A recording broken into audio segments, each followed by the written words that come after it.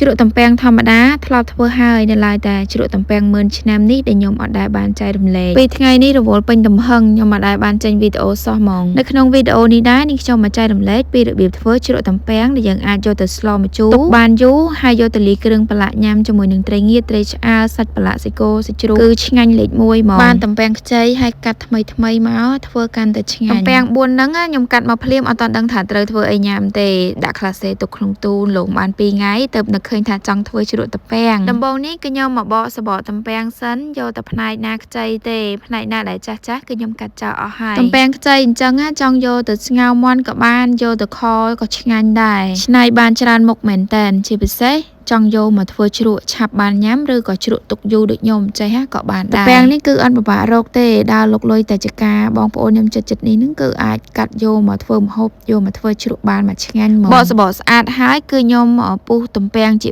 4ហើយចិត្តស្ដើងល្មមពុះជាចំណិតច្វាមូលកាត់ដូចគេអ្នកលក់អញ្ចឹងណាប៉ុណ្ណឹងទៅមកល្មមកុំកាត់តូចពេកហើយក៏កុំធំពេកធ្វើជ្រក់ខ្លួនឯងចេះគឺសម្រាប់សម្រាំងយកទៅតំពាំងណាខ្ចីញ៉ាញ់ហ្មងយកមកធ្វើញ៉ាំទៅគឺដឹងតែឆ្ងាញ់ហ្មងសំខាន់របៀបធ្វើរបស់ខ្ញុំនេះគឺសាមញ្ញហើយងាយស្រួលមែនតែនទុកបានយូរកាន់ខែកាន់ឆ្នាំហ្មងចាត់ជាចំណិតច្វាមូលរួចហើយគឺខ្ញុំយកតំពាំងនោះទៅលាងទឹកសិន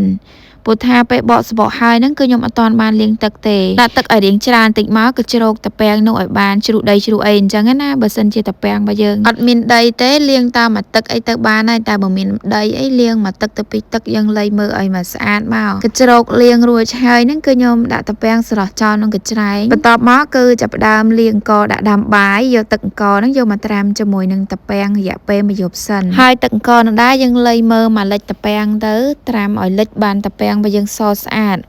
តែត្រាំតំពាំងអត់លិចនៅក្នុងទឹកអង្ករទេគឺដឹងតែតំពាំងរបស់យើងឡើងប្រែពណ៌ហើយអត់បានពណ៌សស្អាតទេរបៀបត្រាំតំពាំងជាមួយនឹងទឹកអង្ករហ្នឹងគឺយកតំពាំងដែលយើងលាងសម្រស់ទឹកស្អាតហ្នឹងយកមកដាក់ក្នុងកឡកៅថ្មក៏បានជ័រដូចខ្ញុំចេះក៏បានដាក់ចូលហើយគឺចាក់ទឹកអង្ករចូលហ្មងទឹកអង្ករដែលយើងលាងដាំបាយហ្នឹងមិនបាច់ចំអិនអីទេលាងពីអង្ករយើងមកយកមកចាក់ចូលក្នុងតំពាំងហ្នឹងហ្មងយើងចាក់មួយលិចប៉ុណ្ណឹងមកហើយយកអីសកត់តំពាំងយើងទៅបើតំពាំងហ្នឹងអត់លិចនៅក្នុងទឹកអង្ករហ្នឹងទេតំពាំងឡើងខ្មៅហើយតែបើតំពាំងរបស់យើងលិចនៅក្នុងទឹកអង្ករនឹងបានល្អគឺតំពាំងរបស់យើងសស្អាតខ្ញុំច្រកទឹកក្នុងថង់ហើយគួចមាត់យកទឹកច្រកថង់នឹងមកសកត់លើតំពាំងដាក់ឲ្យពេញមុខអញ្ចឹងមកហើយបិទគម្របគ្របចង់យកអីផ្សេងមកសកត់ក៏បានដែរឲ្យតែប្រកាសថាតំពាំងរបស់យើងគឺលិចនៅក្នុងទឹកអង្ករបានល្អបិទគម្របហើយគ្របទុកចោលរយៈពេល1យប់ទៅមិនដាក់ក្នុងទូត្រជាក់ទេទុកខាងក្រៅធម្មតាទៅបានហើយព្រឹកស្អែកឡើងដកថង់ច្រកទឹកនឹងចេញហើយយើងមកមើលតំពាំងរបស់យើងគឺថាសស្អាតខ្លាំងមែនតែនហ្មងណាបន្ទាប់មកគឺខ្ញុំចាប់ផ្ដើមមកចត់ទឹកអង្ករនឹងចេញហើយទឹកអង្ករនឹងគឺយើងអត់យកទេយើងចោលត្រាំទឹកអង្ករមួយយប់នឹងតំពាំងរបស់យើងអត់មានធំក្លិនជូរធំក្លិនផ្អូមអីទេ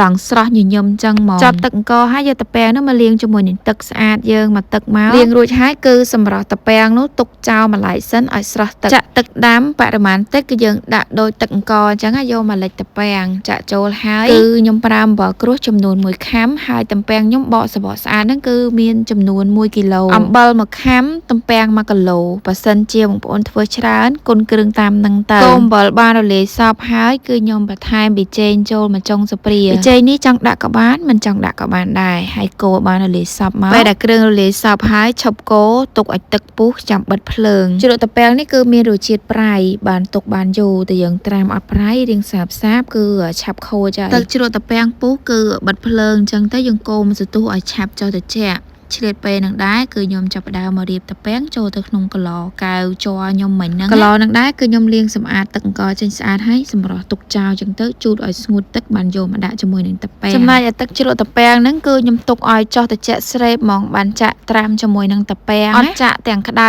ទេ